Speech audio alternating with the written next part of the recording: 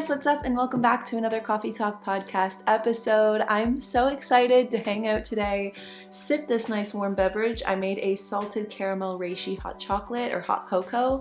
It's from Bloom, which I've talked to you guys about Bloom before. I'm gonna start I feel like we have been doing this, but I wanna start sharing the drink of the day each time we do these coffee talks, and you can let me know your drink of the day, and if you're not drinking something but you're doing something, then let me know what you're doing as you tune in and hang out today and we chat. Today I want to have a really festive conversation, especially for anybody out there that might be feeling a little down and out for the holidays, or if you're feeling super festive. I feel like this could work no matter what your holiday mood is. Today I want to share some wholesome and some funny Christmas stories, and then I'm going to top off the conversation with my own Christmas story from last year. So jump on in, get cozy, and let's dive in. I'm gonna be rating today's wholesome and funny stories from Reddit. I've been on such a Reddit wave. I was telling my sister and my best friend Larissa about this the other day, about how everything I do, everything I think about, every question that crosses my mind, every show that I watch, I instantly go to Google, type it in, and then put Reddit beside it, and then I read what everybody on Reddit has to say. And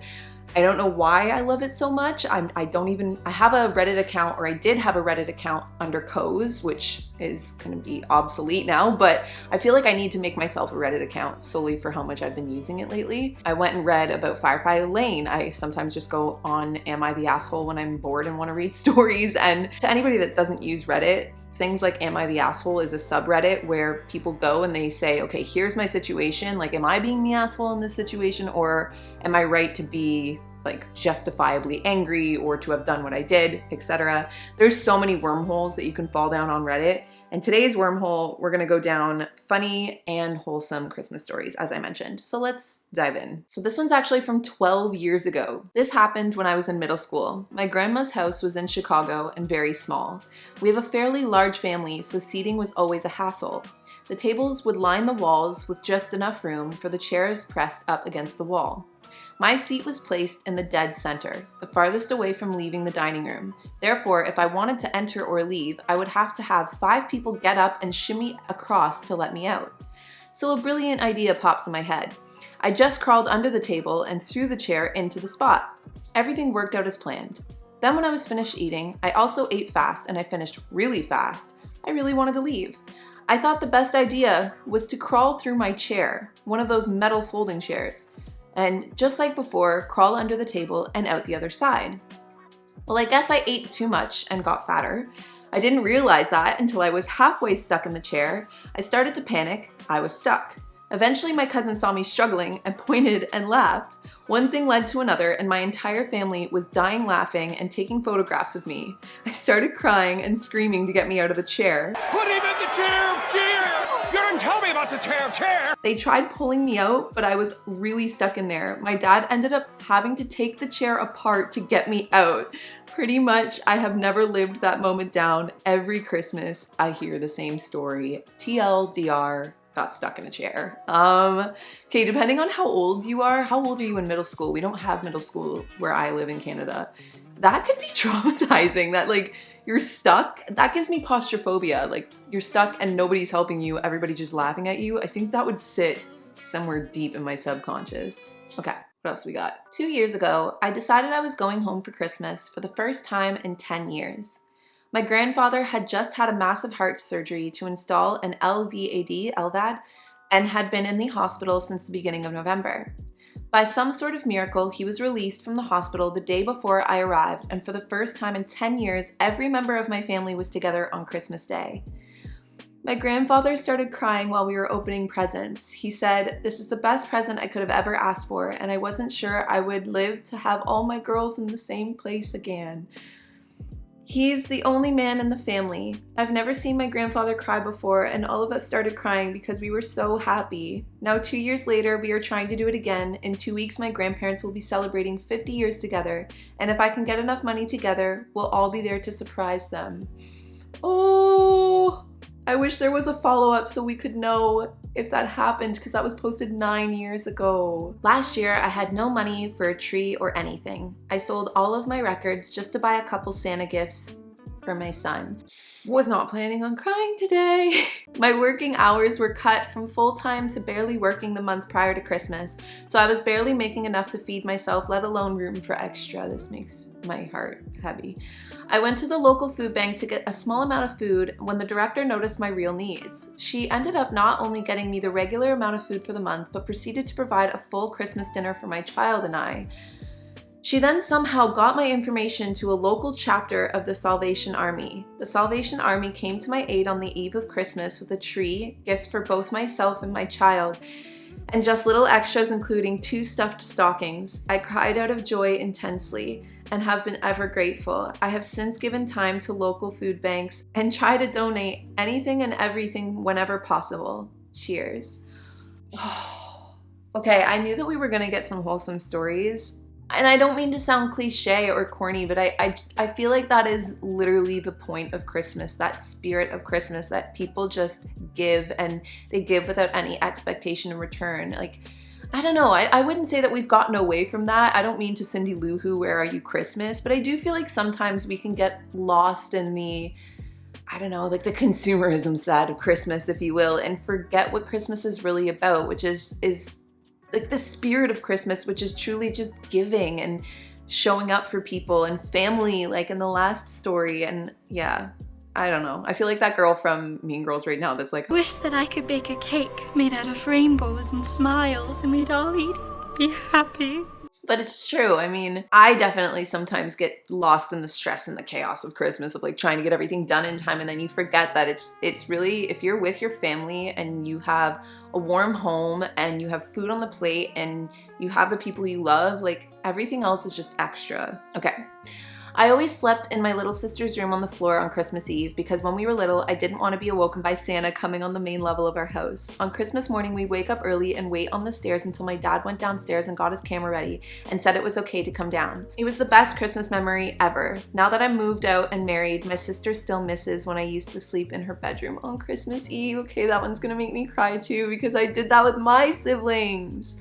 Did you guys have any Christmas traditions that you did with your siblings? My siblings and I did something similar. We always slept in the same room on Christmas Eve. My little brother would never sleep, ever. It was like we would have to watch 10 different Christmas movies to finally get him to sleep.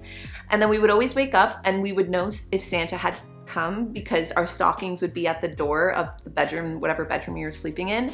And we would all bring our stockings inside while our parents slept a little longer. And my siblings and I would open our stockings and be like, wow, like a toothbrush, like deodorant, and be so excited. And then once our stockings were done, we would go get our parents. This was, by the way, at like 4 o'clock in the morning every year. We always got up so early. And then around 4:30, we would make our way downstairs. Our dad would get the camera going, and he would always film us opening our gifts from Santa. My mom would make a coffee, and then we would all sit in our sectioned places in the living room with all of our gifts and open them one by one and get to watch everybody open their gifts. And that was definitely a comforting memory or tradition of mine growing up. My parents would usually go back to sleep. Sometimes my sister would because she was 5 years older than me, and then my brother was 5 years younger.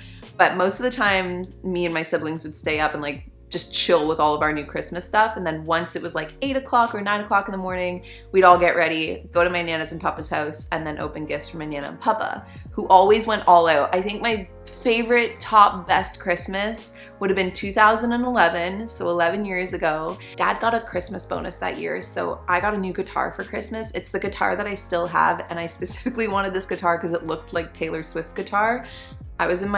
I've always been in my Taylor Swift era, but I was in my Taylor Swift like era. My bedroom was Taylor Swift. I had like a country theme going on. It was when Taylor was country.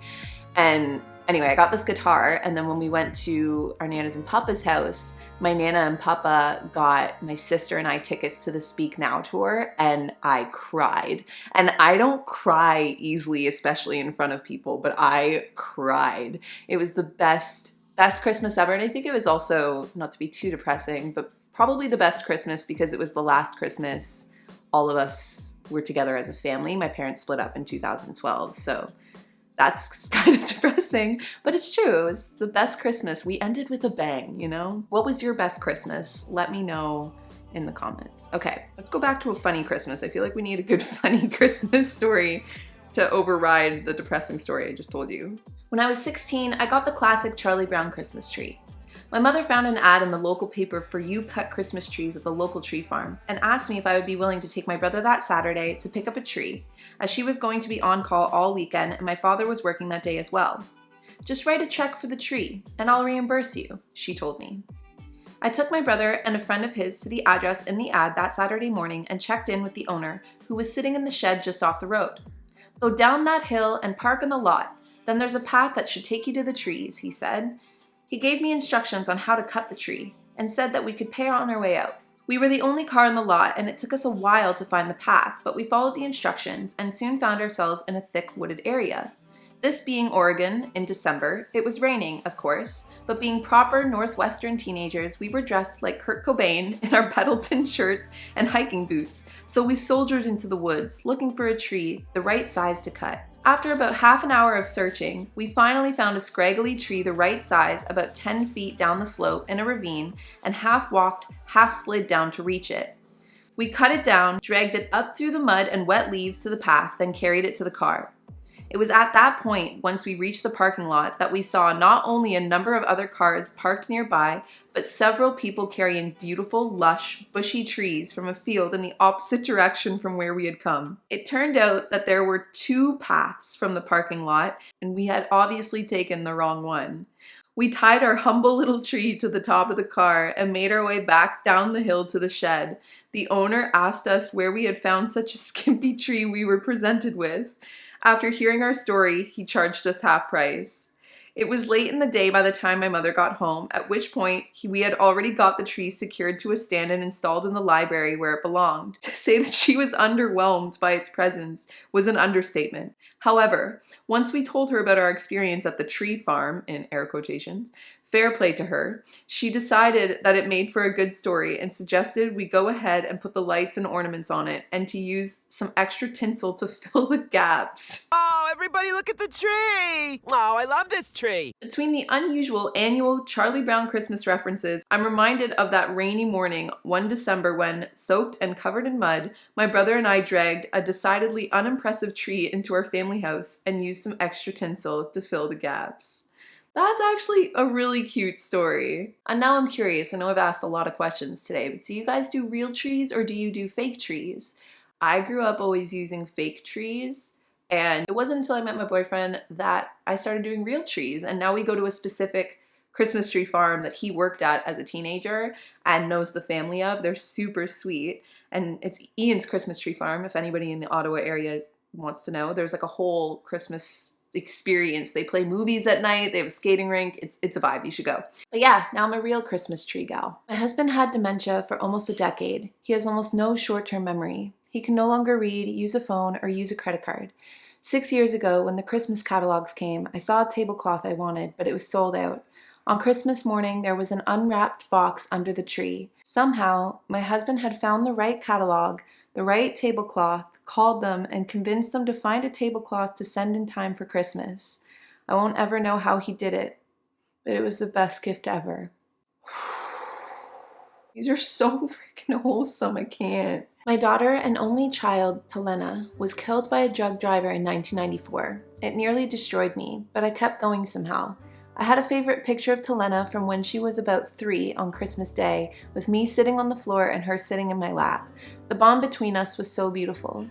Somehow I lost that photo after she died, but a few years later on Christmas Day, I opened up a book and found the photo inside. I knew she had sent it to me as a Christmas present from heaven. Bah! Last one, and then I'll share a personal Christmas story. In June 2003, I buried my 26-year-old son. The following Christmas was the worst of my life. I was consumed with grief to my very core. As I awoke early Christmas morning, I decided to write a few Christmas cards, belated or not. I went to the drawer where I stored the boxed cards. The drawer would only open slightly. Something was jamming it. The cause of the jam was an unlabeled cassette. I had no idea what was on it or how it had gotten there. I popped the cassette into the player and waited to hear whatever mystery it held. Soon I heard my own voice. In a whisper I say, "It's Christmas morning and Kyle is sleeping." Kyle awakens and sleepily comes to the realization that he gets to check the tree. His childish voice goes on to name his toys from Santa. The last words on the tape are both heartfelt and heartbreaking. They are 3-year-old Kyle saying, "Merry Christmas, Mom. I know my son made this Christmas miracle happen so I could smile in my heart that morning." Oh my goodness. Ooh. I was like not expecting those to be as wholesome as they were. Okay. If that didn't put you in the Christmas spirit, then I'm sorry if I made you cry. I thought there were going to be more funny ones, but a lot of those were actually just really wholesome, magical stories. Here's my Christmas story from last year. Okay, so I have this thing where, and it's gonna sound silly, but you know how everybody just like has their internal things that you almost don't want to say out loud because you know someone's gonna tell you that it's silly, and then you don't want it to be debunked in your own brain, you know, just let me live in my own false reality in a sense. Whenever I see butterflies and whenever there's like softly falling snow, it's a certain kind of snowfall. Whenever I see those two things, I always feel like something magical is coming or happening, or it's like a sign from the universe, or at least it feels that way to me. It's almost if I had my own direct language with the universe or my higher self or whatever it is, it's this certain feeling I get when I see a butterfly or multiple butterflies or softly falling snow. And so last year, I could probably pull out my journal and tell you exactly what day it was last year. It may have been December 15th, and I was going through just a really rough week. I was feeling really off. I was feeling really emotional and just really, I was struggling with some stuff, and specifically just struggling with this feeling like missing that sense of familiarity and that sense of family, especially around the holidays. And I was sitting in this room at my office desk, which is just off to the left here, which looks out the window. And there was snow outside and it was snowing. And I just, you know, when you get lost in a daze and you just kind of are staring off into space. So I was staring out the window and the snow was falling softly, and I got that feeling, that warm, fuzzy feeling again. And I couldn't explain it, but I just got this feeling like something great was coming. And I wrote it down in my journal because, you know, when those things happen, I tend to write them down in my journal. So then I can look in hindsight and see with better understanding and better point of view and perspective from the future what that feeling could have been. So the 23rd rolls around, and I mean, I'm assuming many of you know, but if you're new to my channel or you don't know me very well, then the 23rd ended up being when my boyfriend and I found out that we were expecting, and it was very unexpected, if you will. And as weird as it sounds, in hindsight, I was reading my journal posts from the other day, and it made me feel like that feeling was the feeling of knowing, or maybe unknowing, but feeling like the universe was saying like something amazing is coming, which is also weird because I think I've shared this story before as well, but the year before that, Halloween of 2020, I was in a really bad place with my mental health. I was really struggling with depression at the time. I hadn't found a place to live. I was kind of adrift and just really confused, and things with my business were going really awry, which is weird because this is like kind of it's almost coming full circle this year, all of this stuff. So that year, I went to sleep that night and I had a dream that I was gonna get a Christmas gift. And I woke up and wrote in my journal that it felt like Christmas morning when I woke up on November 1st, so the day after Halloween. And then that December, I met my partner. Then you fast forward a year, I get that snowfall feeling, and there's a feeling like there's a gift coming. And then you fast forward to this Christmas, and we are living in our home, having our first Christmas with our son. So it was something I was reminiscing on when I was reading my journal the other day and going back in time and just reflecting, something we all tend to do at the end of a year. And it made me realize that I feel like the universe was sending me little signals that things were coming all along. And it seemed both years it was giving me the sign that Christmas was coming, and it was going to be this magical thing that I couldn't see coming and wouldn't necessarily come in material form, but would come in family form. So that feels really special. And this year I feel like there's no big signs or, you know, little callings coming from the higher source, higher power, higher self. It just kind of feels like it's here, and now I get to enjoy it this year. That's my Christmas story. And also, I guess, a little boost of encouragement for anybody out there that might be feeling like you're in a similar situation to where I was 2 years ago, like struggling with your mental health, or missing your family or missing or wishing to create your own sense of family, that you never know, it could be right around the corner, and to keep your eyes open from signs from the universe or the spirit of Christmas or Santa Claus even, that great, amazing things are coming your way. And that would actually be my son right now crying. So I'm gonna wrap up today's coffee talk with that. Please share your funny or your wholesome Christmas stories down below, along with any Christmas traditions or anything that we talked about today in the comment section over here on YouTube. And I will talk to all of you guys in our next Coffee Talk podcast episode. Cheers.